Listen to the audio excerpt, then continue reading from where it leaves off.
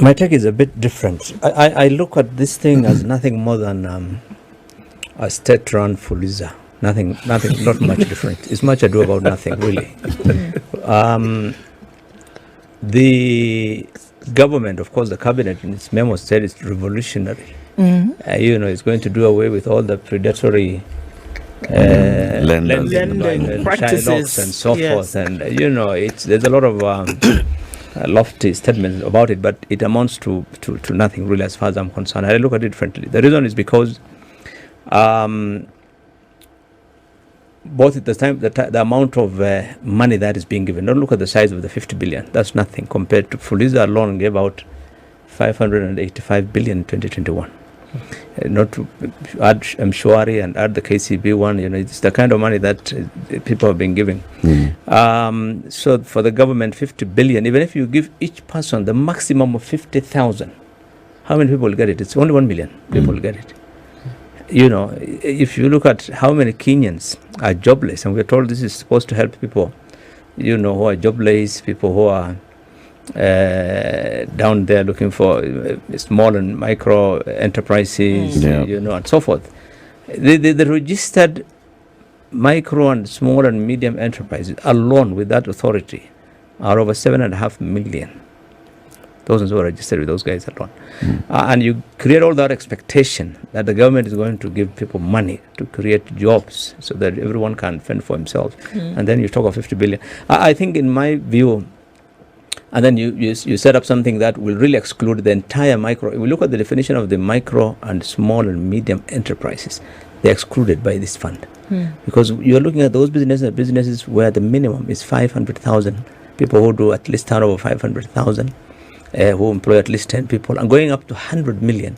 If you are doing a 1 million shilling business or 2 million shillings business, and you're told you'll be given, a hustler fund of 10,000 shillings, because majority of people will not get the maximum. I'm sure most people will get 10, 20,000 shillings. 10, 20,000 shillings is not going to be something that you would really feel it's going to change or to expand your business, because they said it's going to be used for expanding businesses, and they listed it in that fund regulation. They said small and micro enterprises, SACCOs, and chamas, and those guys you can't do much with. The only people who might benefit from this money are the people who are already on Fuliza, who will find the rate of interest is lower on this one compared to Fuliza, because Fuliza would charge you,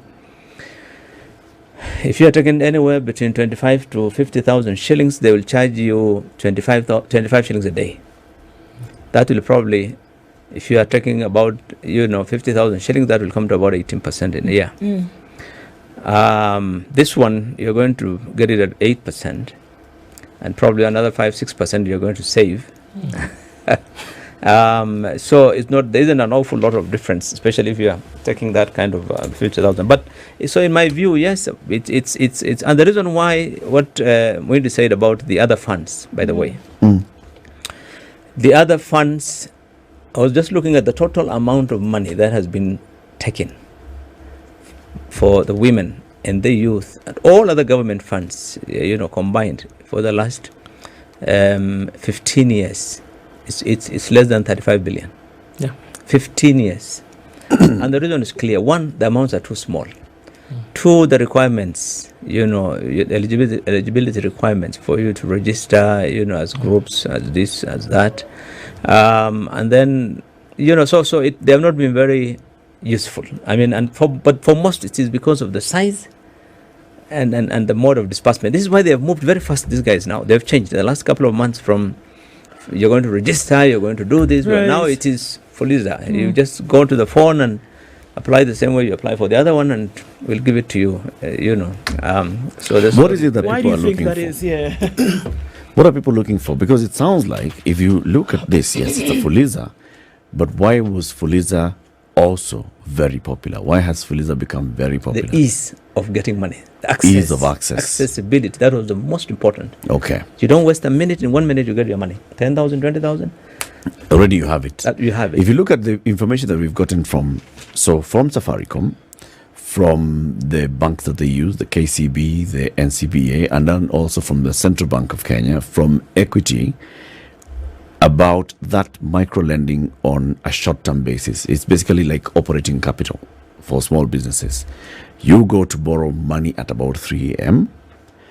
and then you pay that money by 10 p.m. And they have noticed that this is a big thing.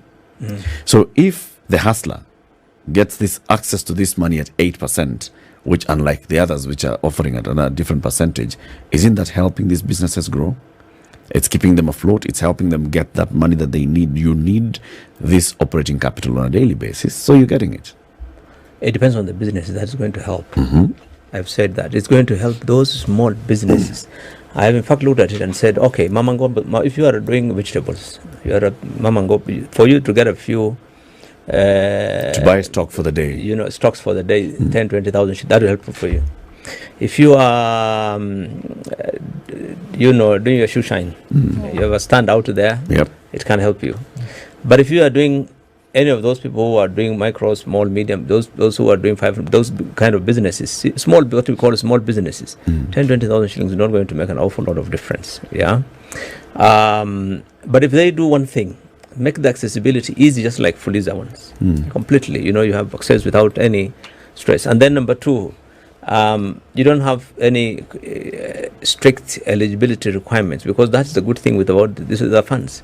Whether you're using it to pay your school fees or giving it to your wife is not an issue. Nobody wants to know what you do with your money you're borrowing. Sure. So we don't know where it goes. As long as you pay. As long as you pay back. This one, the focus is it should be for business. Yeah. So then if they remove all those requirements and make it simply like Fuliza, then I could say I'm using it for business.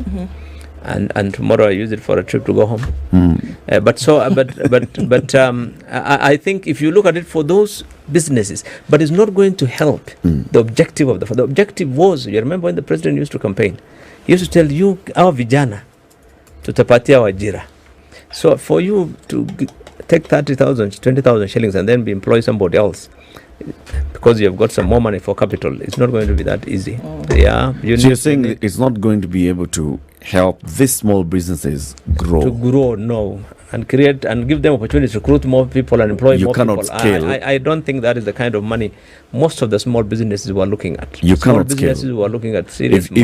If you are a mamamboga, you will remain a mamamboga. All you have is better, easier access to. Easier rate of repayment. The rate money will be cheaper.